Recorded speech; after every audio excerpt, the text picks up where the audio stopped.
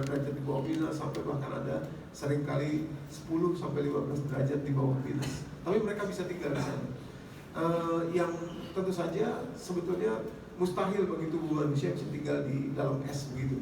Apalagi di Eskimo itu konon katanya 10 dari 12 bulan, 10 bulan dari 12 bulan itu di bawah minus. Ya, cuma 2 bulan aja yang kira-kira derajatnya 0 gitu ya. Nah, jadi luar biasa.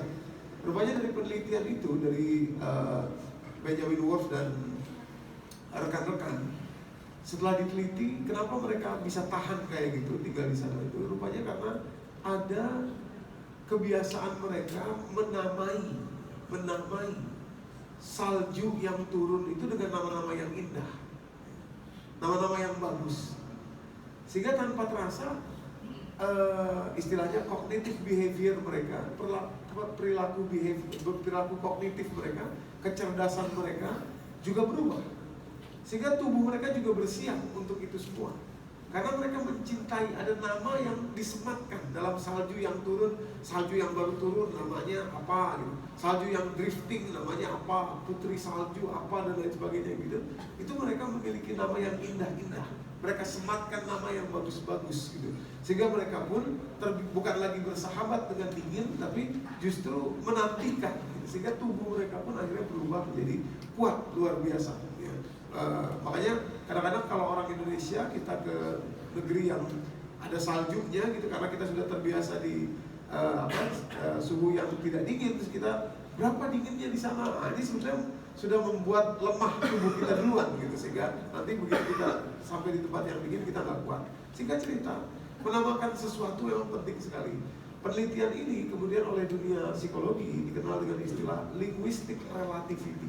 Linguistic relativity itu adalah betapa tubuh manusia bisa berubah terhadap nama yang dia sematkan kepada sesuatu. Jadi kalau kita menamakan sesuatu enak, ya enak lah semuanya itu. Tapi kalau kita aduh nggak enak nih, susah, nggak baik dan lain sebagainya juga demikian. Nah, begitulah kaitannya dengan Ramadan.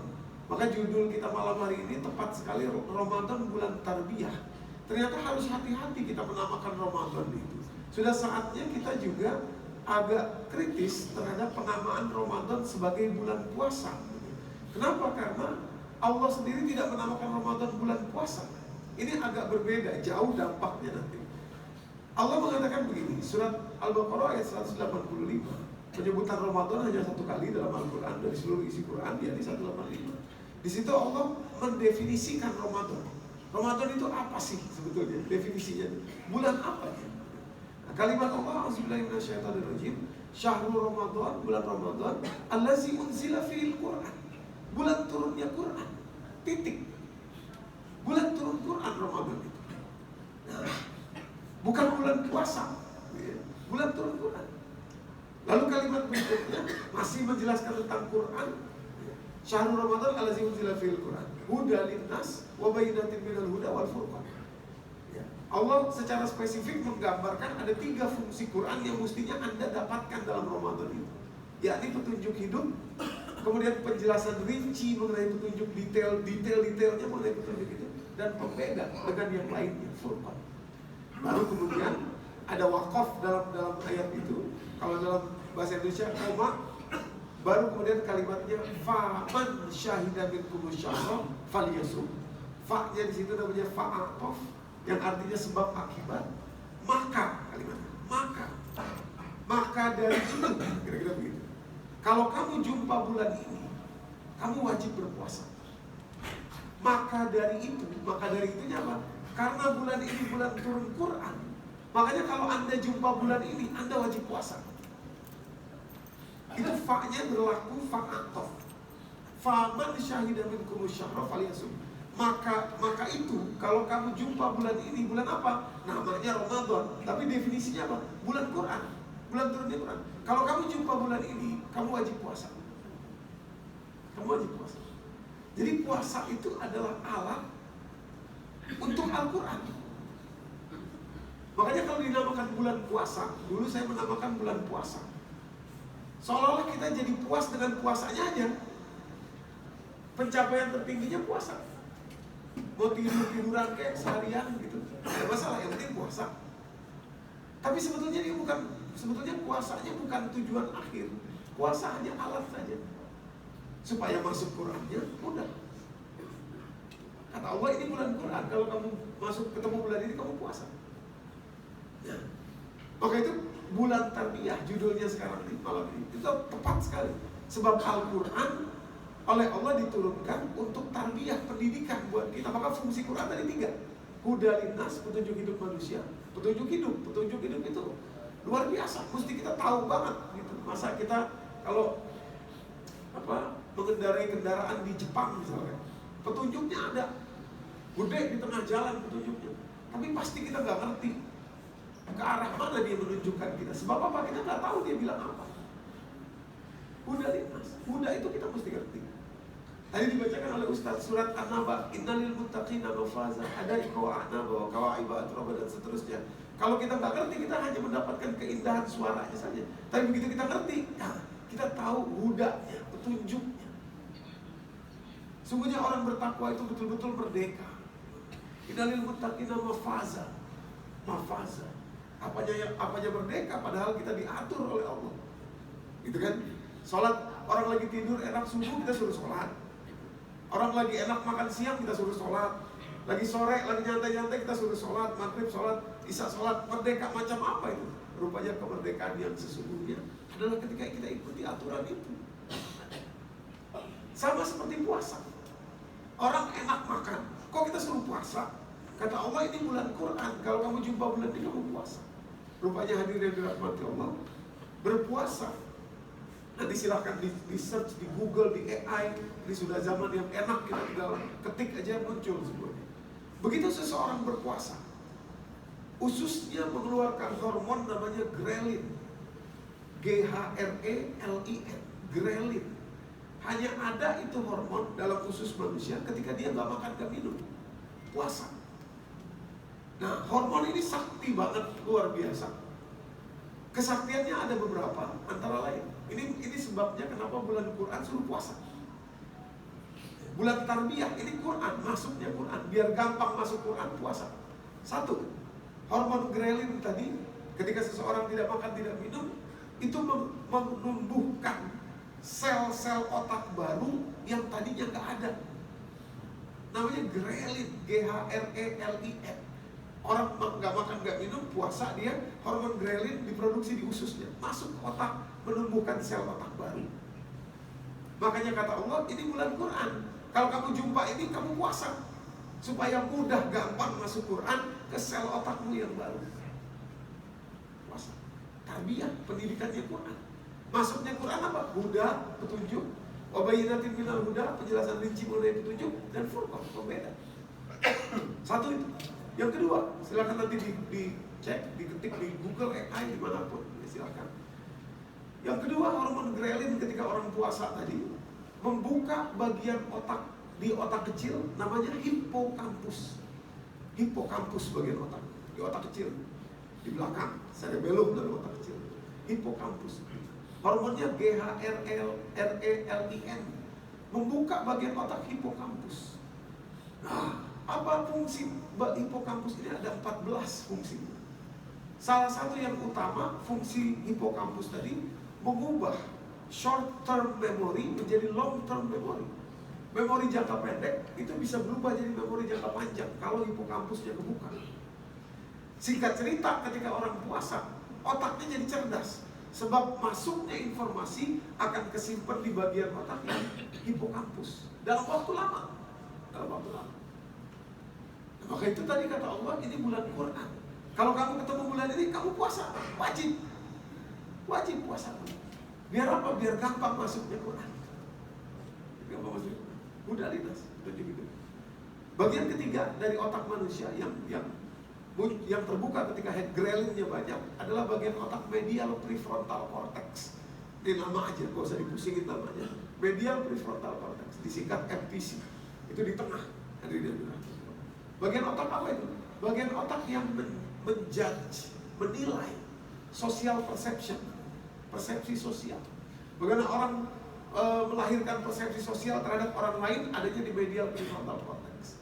Nah, ini penting sekali. untuk kita masukin Quran saat puasa. Ya. Sebab apa? Di Quran itu memberikan kepada kita persepsi sosial. Persepsi sosial itu apa sih? Hubungan antar manusia. Orang kalau nggak tahu persepsi sosial Quran, gitu, dikira kesolehan dia, gitu ya, hanya untuk dirinya sendiri aja. Di salah satu persepsi sosial yang luar biasa dari Quran. Dikira kalau dia soleh gitu, ya, dirikan sholat, gak mau maksiat, mungkin dikira itu buat dirinya sendiri aja. Padahal Quran menjelaskan tidak. Anak cucunya akan terpengaruh dengan kesolehan bapaknya, ibunya. Mana dalilnya? Surat Al-Kahfi, surat 18 ayat 82. Waktu Nabi Musa dan Nabi Khidir dalam 3 peristiwa, peristiwa ketiga, Nabi Khidir mengajak Nabi Musa merenovasi satu bangunan rumah. Terus Nabi Musa bingung, buat ngapain kita renovasi bangunan ini doang, satu yang lain enggak. Nah, dijelasin oleh Nabi Khidir ayat 82. Kalimatnya begini, wa amal jidaru fakana lil ghulamaini yatimaini fil Madinah. Ini bangunan yang kita benerin, kita renovasi ini milik 2 orang anak yatim yang tinggal di tempat ini. Wa kana tahtahu kanzul lahuma, di bawahnya ada kunuz. Apa kunuz itu? Harta. Ada harta di bawahnya untuk mereka berdua. Wa kana abuhuma shalihan, jadi kalimat pentingnya. Dan bapak kedua anak yatim ini semasa hidupnya adalah orang yang soleh.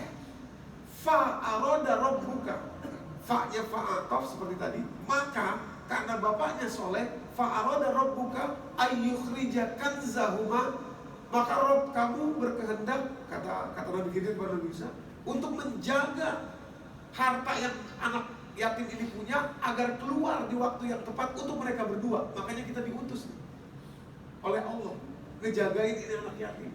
Sebab apa? Sebab bapaknya dulu orang yang soleh. Wa kana abuhuma shalihan. Bapaknya dulu soleh. Makanya Allah utus kita ini sebagai rahmat dari sisi Allah untuk anaknya, karena bapaknya orang yang soleh. Nah, ini dari sini para ulama menjelaskan 2 persepsi sosial yang harusnya masuk ke dalam otak kita, medial prefrontal cortex kita. Yang pertama, memang kesolehan orang tua itu langsung berdampak kepada anak. Jadi waktu kita menjaga diri kita, saya gak mau maksiat. Jangan cuma pikirin diri kita. Kalau pikirin diri kita, nanti kita pikir, gak ada orang ini yang lihat. Jangan. Tapi pahamilah persepsi sosialnya bahwa apa yang kita lakukan berdampak buat anak kita. Berdampak. Nah, bukankah kita akan terpisah jarak dan waktu dengan anak-anak kita? Ya, mungkin kematian, mungkin tugas, mungkin pendidikan dan lain sebagainya. Bagaimana menjaga anak-anak kita? Jaga kesolehan kita. Itu yang pertama. Yang kedua, persepsi sosialnya dari ayat ini adalah apapun yang baik yang terjadi kepada diri kita sekarang saat kita dewasa ini, memang kita tidak bisa mengklaim itu hasil kita, nggak bisa. Memang itu adalah hasil dari kesolehan orang tua kita terdahulu. Kita mungkin nggak tahu aja apa yang beliau lakukan, apa yang ayah dan ibu kita lakukan.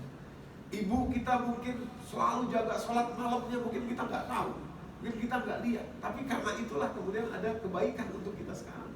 Bapak kita mungkin satu kali pernah diajak bermaksiat sama temannya, ayo kita maksiat yuk, gak mau lah saya. Nah, rupanya itu beliau juga gak ngerti, tapi berdampak. Nah, jadi kesolehan kita, memang kalau ada kesolehan itu, kebaikan itu, memang berasal dari kedua orang tua kita, walaupun kita gak sadar.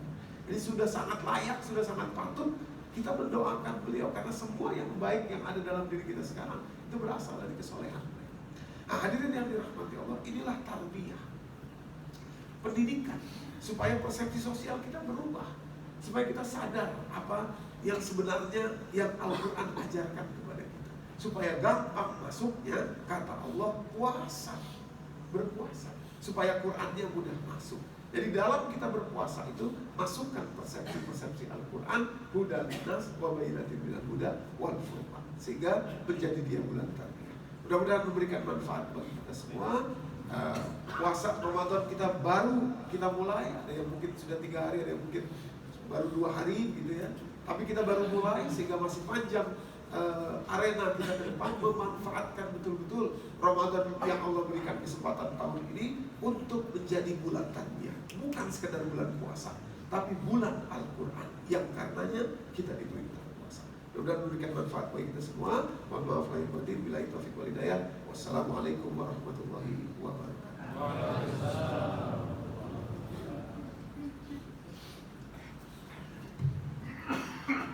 صلوا سنة التراويح جامعة رحمكم الله.